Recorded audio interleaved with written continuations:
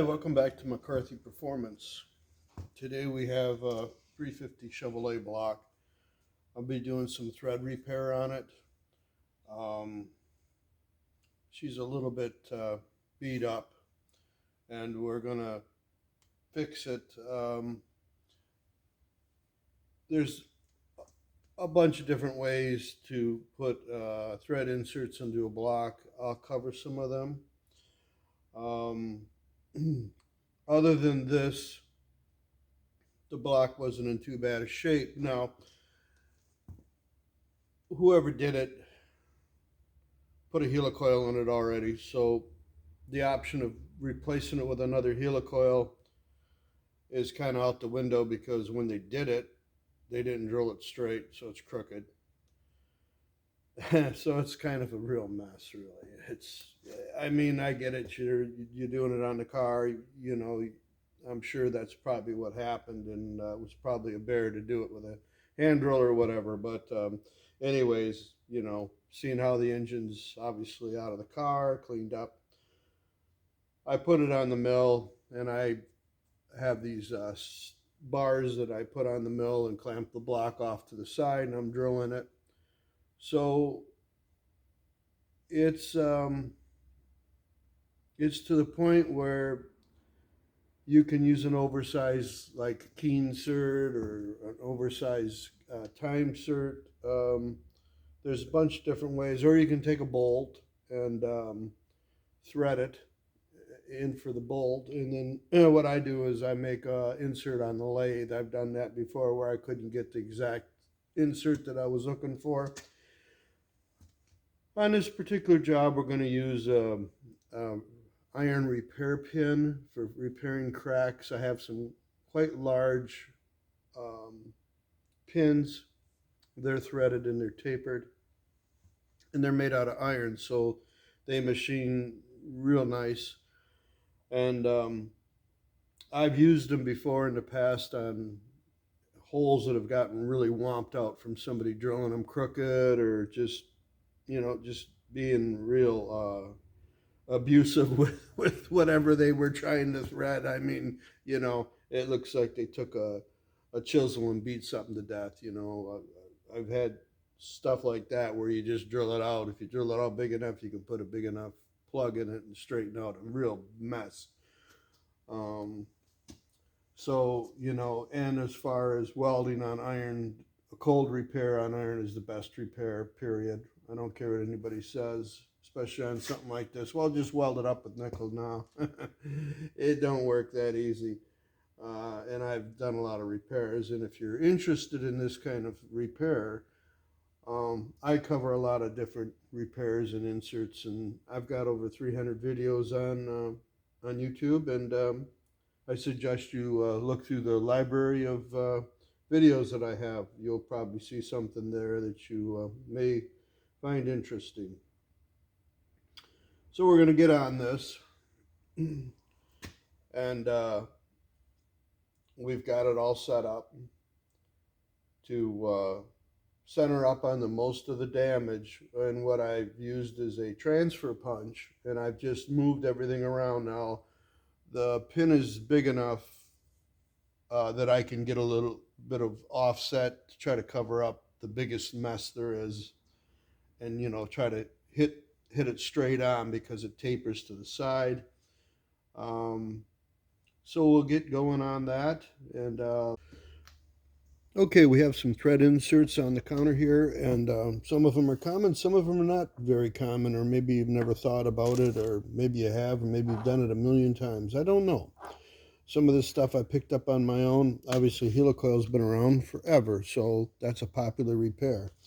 What happens with a helicoil is if it's already been done, in this particular case, we have to go bigger. And of course, there's other inserts, and I don't probably have them all on the counter here, but these are the most popular ones that I've run across. Maybe not so common. Take a bolt, face it, tap it. That's an alternative. By the time you pay for one of these kits and you're out in the middle of nowhere, maybe this would be a better option. And I've also done thread repair on things that have been repaired 3, 4 times. So you have to go bigger, or you have to weld it. With welding, it solves a problem, but it can cause many other problems down the road. So sometimes the cold repair, as far as I'm concerned, is usually the less intrusive and going to cause you the least amount of problems in the long run. Okay, so then we go to I call a stitch pin, which is an iron repair pin, which you can maybe find them.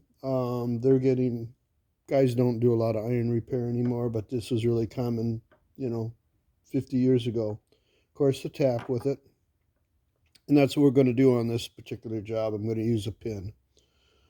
Um, I prefer using them when I can, and I'm going to give you all the reasons why, but I just the way they work and everything, I just like using them. We've got a video that I'm going to insert here of the damage that was done in a prior video. I pointed it out, it was in the hot tank video of the block. It's up in the machine now and it's all centered up. So it shows a picture of it before, and of course, this video will be after it. So I'm going to insert this video right here and then we'll get going on the block.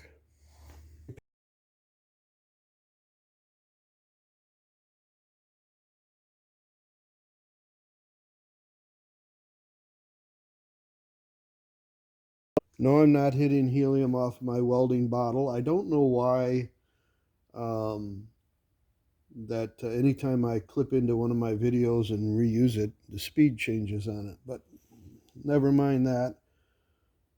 We're going to use an end mill. Of course, I'll switch over to my collets. But we're going to use an end mill to drill this hole. And the reason being is I don't want the point of the drill to hit the cylinder wall. It's very close in there. It's something you've got to be aware of. So we're going to do a half-inch end mill.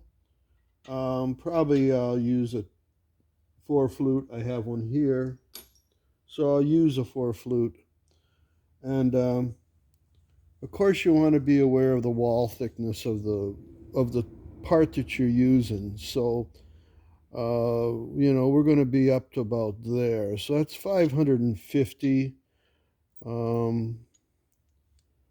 So you got 180.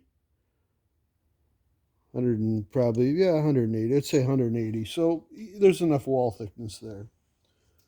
So we'll get going on it. Oh, and I wanted to mention this. I seen some guy, this was a revelation on YouTube a while back. Got a lot of views, more views than I ever get, but I guess I'm not as popular as him. That they dust back this because the chain sets in on a dual roller and it cuts into the top of the block. Yeah, every block that comes in here, that's the first thing I do on them. I've seen where the chain is actually hooked into the plug that sticks out. Guys put pipe plugs in here too. They also don't realize that there's a hole in there. You got to be real careful about oiling. And you also got to be aware of the pipe plug sticking out, because I seen a roller chain get put on, was in the middle of the hole, and it ripped the side of the plug out. So yeah, that's common. This is something you automatically want to do. Whether or not you want to put pipe plugs in here, that's up to you. But be aware of that you want them shallow, and I also modify my pipe plugs. If you watch my channel, you'll see that kind of stuff that some guys don't pick up on, and some guys automatically do it, just like putting their shoes on in the morning. So nothing new here. I had to speak up. Here's the deal. We're using an old wore out centering drill bit to center up on the tap. I've got the quill down. She ain't gonna go nowhere. We're gonna tap it. It's gonna run into about here, and then we're gonna have to probably hand drive it the rest of the way with a wrench. So probably an adjustable wrench, and we'll get going on it right now. Hopefully everything will go without too much of a problem. Usually tapping iron isn't a problem. And it's going really good so far.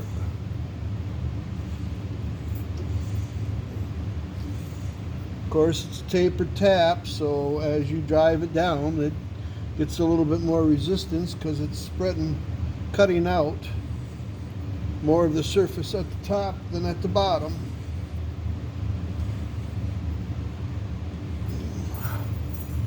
Got to be careful, we don't want to cause any undue stress on that area there. And so far, everything seems to be going quite well.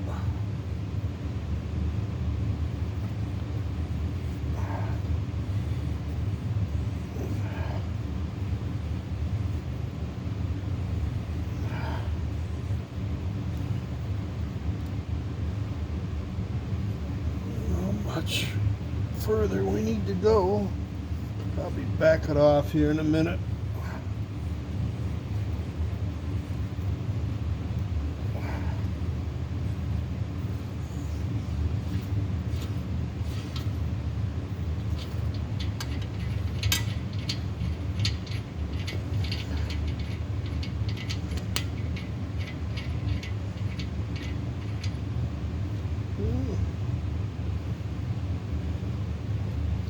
Down quite a ways.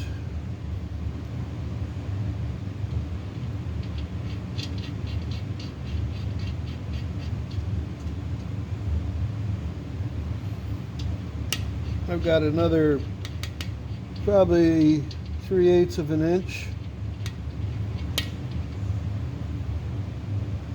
maybe a quarter. I want to take advantage of all that, so I'm going to go down just a little bit further.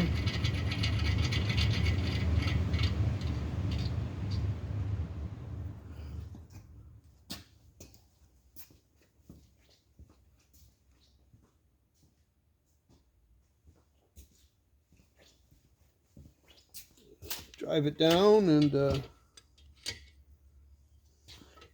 see where she kind of stops. I'm going to mark my tap. It's about right where I want to stop.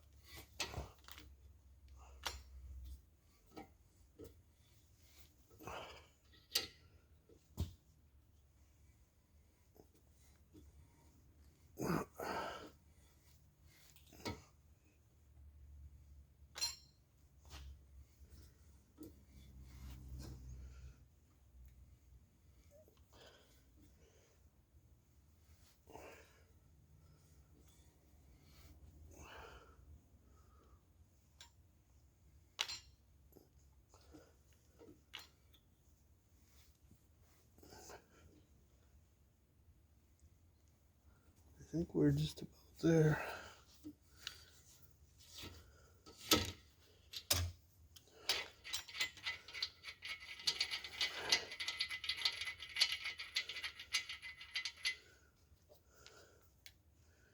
We cleaned up quite a bit. We got a little divot over here, and I'll probably spray it all out with carb cleaner really good, and I'll probably fill that area with a little JB weld. You don't want to deadhead the tap into the back of the cylinder wall, so we're careful. I got to give them credit, when they put the helicoil in, at least they didn't nick the backside of the cylinder wall, so that's good. And I didn't hit it, so we got a little bit more to go, and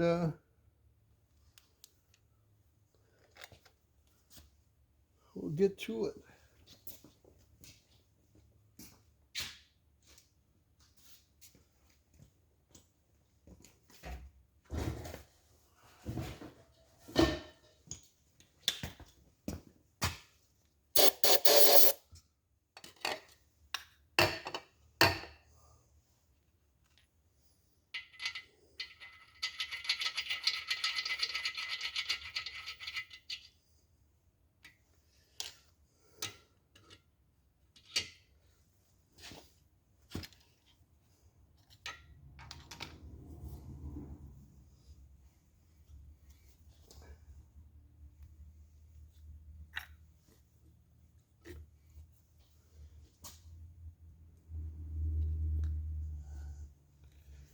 we're going to stop right there.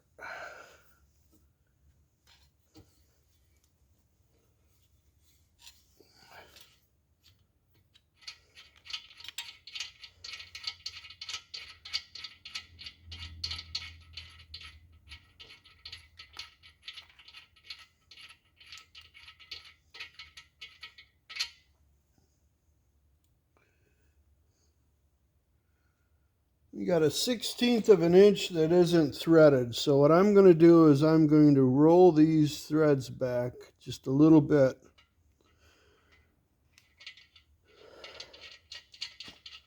I'm going to drive this down tight. The sealer on it, like that. Then I'll cut it down. I'll show you how I cut it down.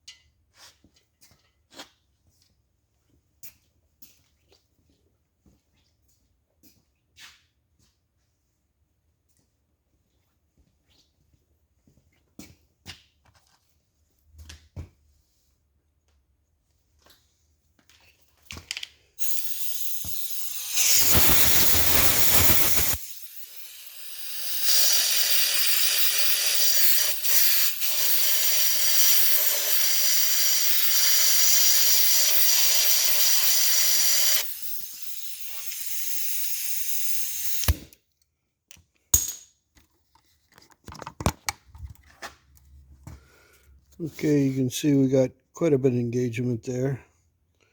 We cleaned up most of it. Unfortunately, we couldn't get it all, but you know, we've got a lot of engagement there, so I'm not even concerned about it. Well, just like I said, I'll put a little, either some splash zone up here or some JB weld.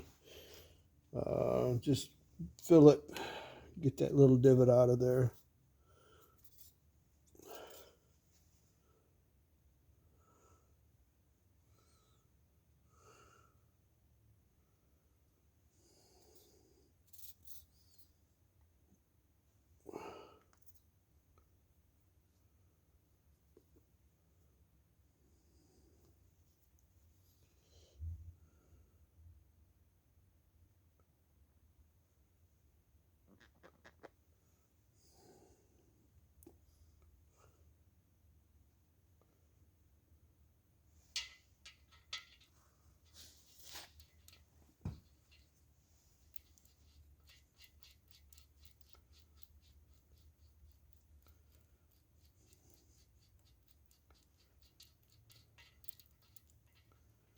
Always work it into the threads a little bit. I try to.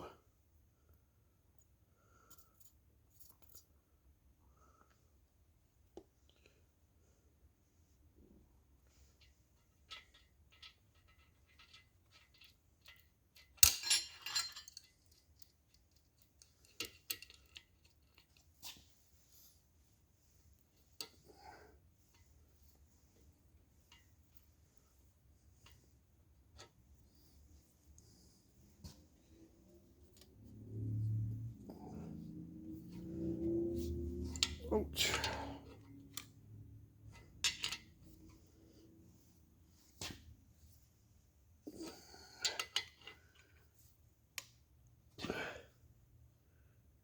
I want to put it on snug, but I don't want to tighten it up so tight we'll take a chance of splitting it here. So I think I'm going to go a little bit more.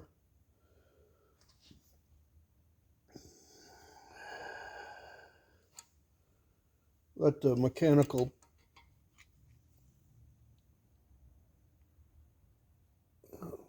well, I should say let the Loctite do its job. I'll probably stake it where that divot is. I'll when I cut this, I'll cut it high and I'll knock a little bit of the iron over that way so it can't back out. But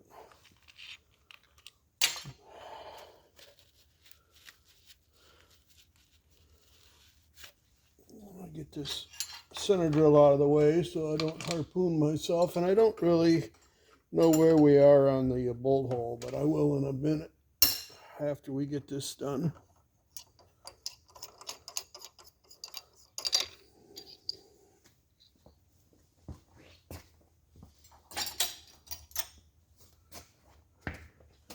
Okay, what I'm going to do is I'm going to use a valve shim.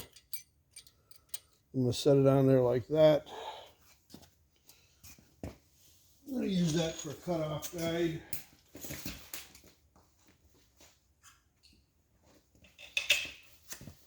Take cutoff, hold it.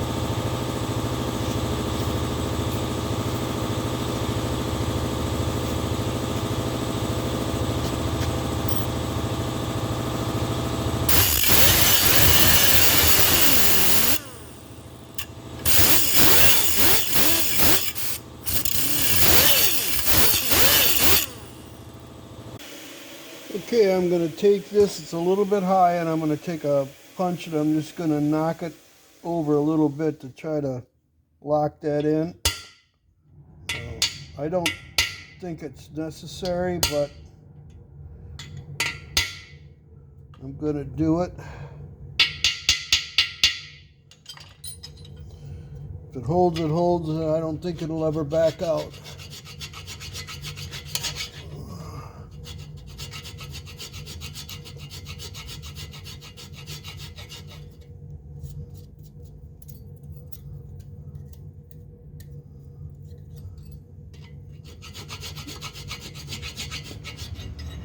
You want to hold your file flat as you can. You don't want to take any material off the pump mounting surface. You only want to take off the pin. So you stay right on top of that and put force straight down on the pin. And you can feel the file skid across. You know you're pretty close to being flush.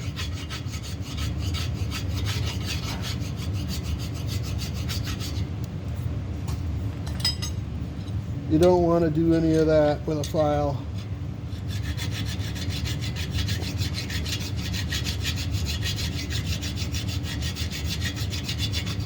We're pretty close to being almost there.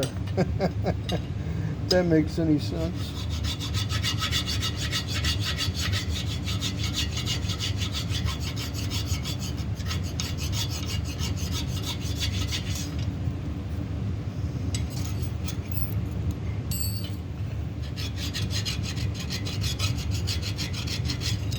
If you don't let the file rock, you won't have anything flat that way.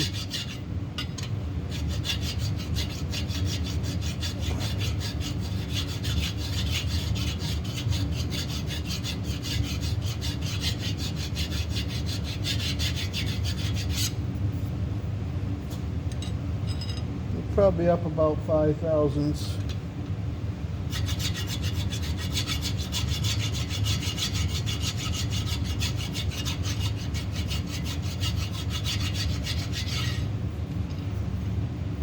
I'm going to get out my bigger file that's a little bit sharper than this one. We'll touch it up a little bit. I'll be back in a minute. Okay, got my big dog out.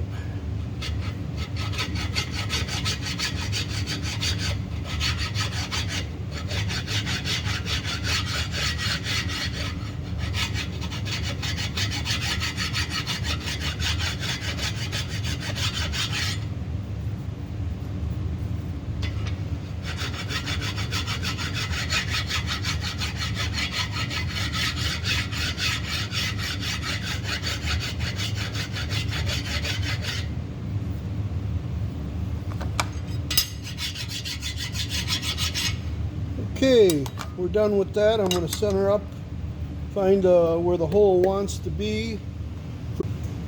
So I'll put the water pump on it, and I'll use a locating punch to locate the center of the hole, and then hit it with an air file a little bit. As you can see from the factory, these ain't very flat. That's why they use a gasket on them. But we'll stop right there, and so you can see where we're at. We got a little bit of a divot right there, but actually the gasket would take care of that, but I'll probably clean it out. We got, probably about 90% engagement down there. So I'm going to get a water pump and locate off the water pump hole, and we'll drill that out. Got my transfer punch centered up pretty close.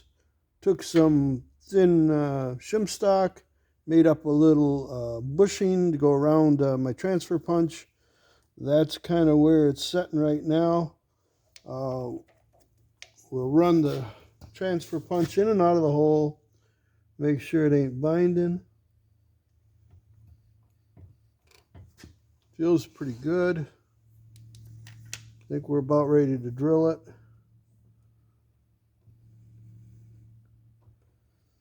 It's not picking up the shim stock and moving it, and it's fairly snug.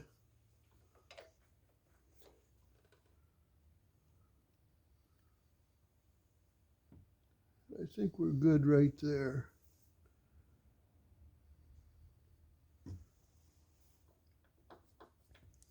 We're going to lock her down and drill it.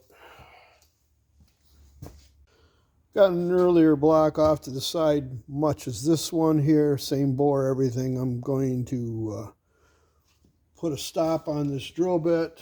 I'm going to go down only as far as I need to. We always got to remember that there is a cylinder wall behind that hole. So here we go.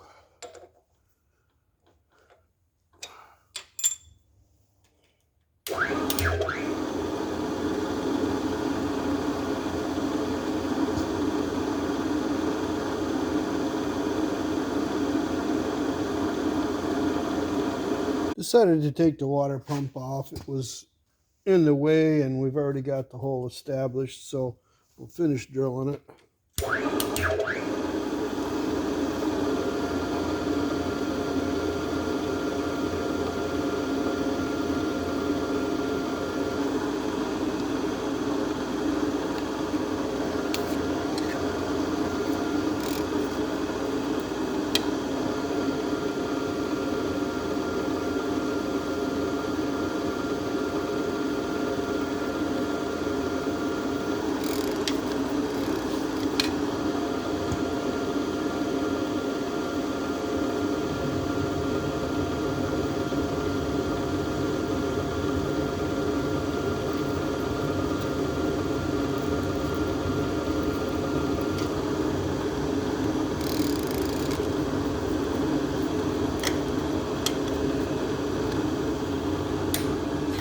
So we broke through the other side. We're good. We didn't hit nothing. That's always a plus. So we're going to chamfer this hole to make it match the factory one. We're going to come down and hit it with this one. It's a little bit sharper and probably more suited for the job.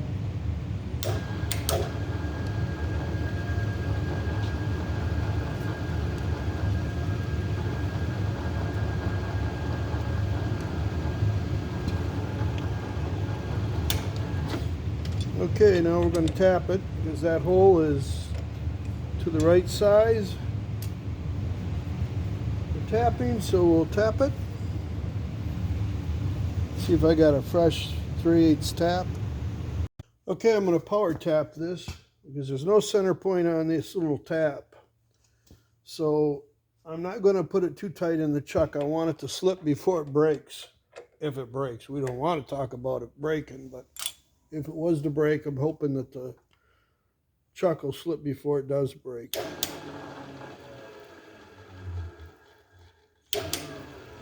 Okay, that's as far as I dare go that way. Okay, so we know she's nice and straight with the everything.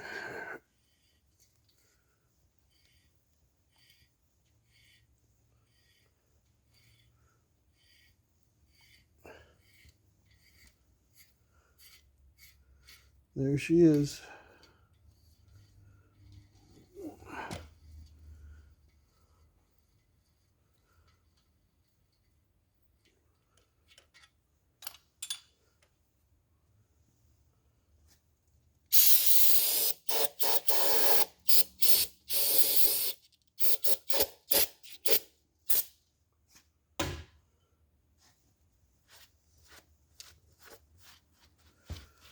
Well, there it is. It's all done. I'll let you take a look at it. We'll put the water pump on it and check it. Little divot there, that's where I nicked the pin to try to lock it, but I don't think it's going to go anywhere. But we'll probably clean that out, and I might put a little bit of something in there, but man, there ain't much in the gasket. Will easily take care of that. So let's see if we're worth a damn here.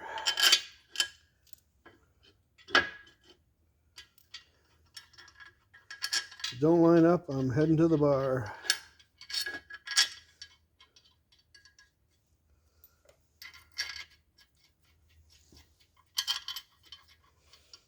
Well, there she is. They all thread in by hand.